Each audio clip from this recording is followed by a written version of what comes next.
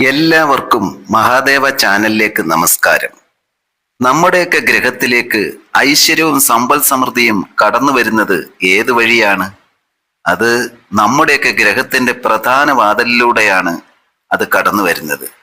അത് വെറുമൊരു വാതിലല്ല, അത് പോസിറ്റീവ് എനർജിയെയും മഹാലക്ഷ്മിയുടെ അനുഗ്രഹത്തെയും നമ്മുടെ ഗ്രഹത്തിനുള്ളിലേക്ക് സ്വാഗതം ചെയ്യുന്ന ഒരു ഹൃദയ സ്ഥാനമാണ്. ഈ പ്രധാന വാതിലിൽ നമ്മൾ വരുത്തുന്ന ചില ചെറിയ തെറ്റുകൾ പോലും നമ്മൾ ചെയ്യുന്ന മറ്റു ചില പ്രാർത്ഥനകളുടെയും പൂജകളുടെയും ഫലം ഗ്രഹത്തിന്റെ പുറത്തു തന്നെ നിർത്താൻ കാരണമായേക്കാം.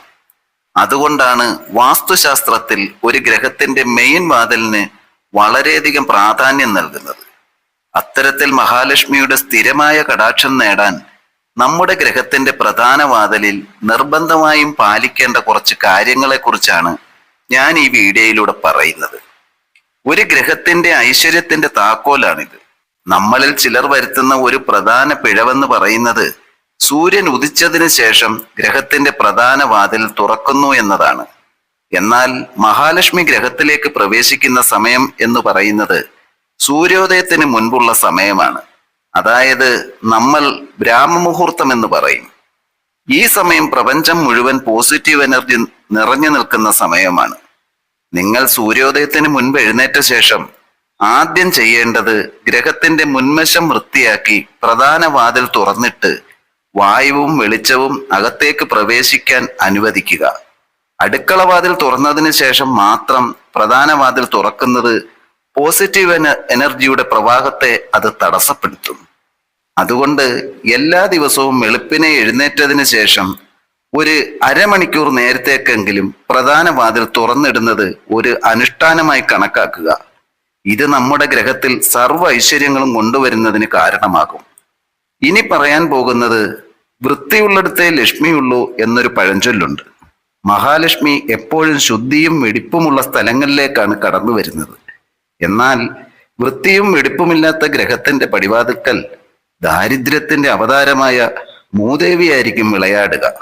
അതുകൊണ്ട് പ്രധാന വാതിലിന്റെ പടി യാതൊരു കാരണവശാലും വൃത്തികേടായി കിടക്കരുത്. പ്രധാനമായിട്ട് പറഞ്ഞാൽ നമ്മുടെ ചെരുപ്പുകളും ചപ്പുചവറുകളും ഒന്നും പ്രധാന വാതിലിന് തൊട്ടു മുന്നിൽ വെക്കുന്നത് ഒഴിവാക്കുക. ചെരുപ്പുകൾ സൂക്ഷിക്കാൻ പ്രധാന വാതിൽ മാറി റാക്കുകളോ മറ്റോ ഉപയോഗിക്കാം.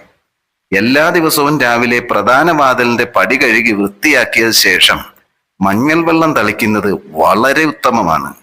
മഹാലക്ഷ്മി ദേവിക്ക് പ്രവേശിക്കാനുള്ള അന്തരീക്ഷം സൃഷ്ടിക്കാൻ സഹായിക്കുന്നതാണ് അടുത്തതായി ഇവിടെ പറയുന്നത്.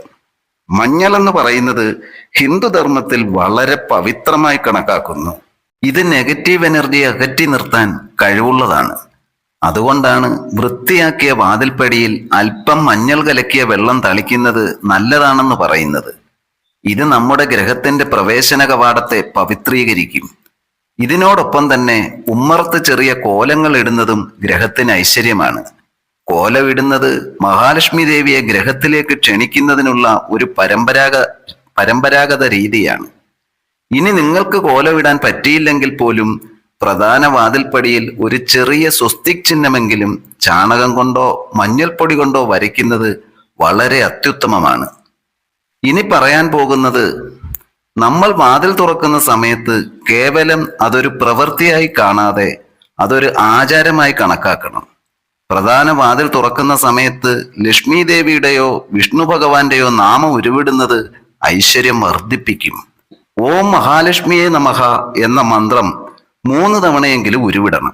കഴിയുമെങ്കിൽ കുളിച്ചതിന് ശേഷം പ്രധാന വാതിൽ തുറന്നിടുന്നത് വളരെ ഉത്തമമാണ്. കുളിച്ചില്ലെങ്കിലും കുഴപ്പമില്ല. കയ്യും മുഖവും കഴുകി മനസ്സിൽ ഈ പറഞ്ഞ മന്ത്രം ഉരുവിട്ടുകൊണ്ട് വാതിൽ തുറക്കാവുന്നതാണ്. ഇനി പറയാൻ പോകുന്നത്, പ്രധാന വാതിലിലെ വെളിച്ചം മഹാലക്ഷ്മി ദേവിയെ ആകർഷിക്കുന്നതിൽ പ്രധാന പങ്ക് വഹിക്കുന്നു. രാത്രിയിൽ പ്രധാന വാതിലിന്റെ പരിസരം ഇരുളടഞ്ഞു കിടക്കരുത്. നല്ല വെളിച്ചം ഉണ്ടായിരിക്കുന്നത് പോസിറ്റീവ് എനർജി ആകർഷിക്കപ്പെടും.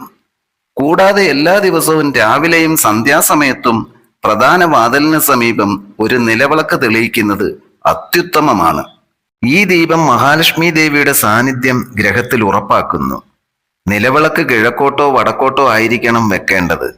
ഗ്രഹത്തിലേക്ക് കടക്കുന്ന പോസിറ്റീവ് എനർജിയുടെ ഒഴുക്കിനെ തടസ്സപ്പെടുത്തുന്ന ഘടകങ്ങൾ വാതിലിനടുത്ത് നിന്ന് ഒഴിവാക്കേണ്ടതാണ്.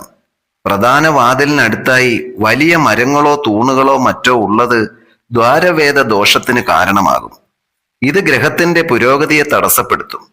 അതുപോലെ വാതിൽ തുറക്കുമ്പോൾ അതൊരു ഭിത്തിയോ മറ്റൊരു വസ്തുവിനെയോ തട്ടുന്ന രീതി ഒഴിവാക്കുക.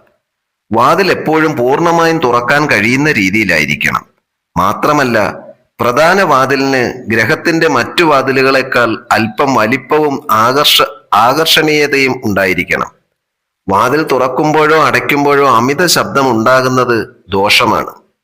ഈ പറഞ്ഞ കാര്യങ്ങൾ ശ്രദ്ധയോടും ഭക്തിയോടും കൂടി പാലിക്കുമ്പോൾ നിങ്ങൾ ചെയ്യുന്ന മറ്റു പ്രാർത്ഥനകളുടെ പൂർണ്ണ ഫലം നിങ്ങളുടെ ഗ്രഹത്തിലേക്ക് എത്തുന്നു. അങ്ങനെ നിങ്ങളുടെ ഗ്രഹത്തിൽ സാമ്പത്തിക ബുദ്ധിമുട്ടുകൾ മാറുകയും സന്തോഷവും സമാധാനവും നിറയുകയും ചെയ്യും. ഏവർക്കും നല്ലത് വരട്ടെ എന്ന് പ്രാർത്ഥിച്ചുകൊണ്ട് അടുത്ത വീഡിയോയിൽ കാണാം. ഓം നമഃ ശിവായ.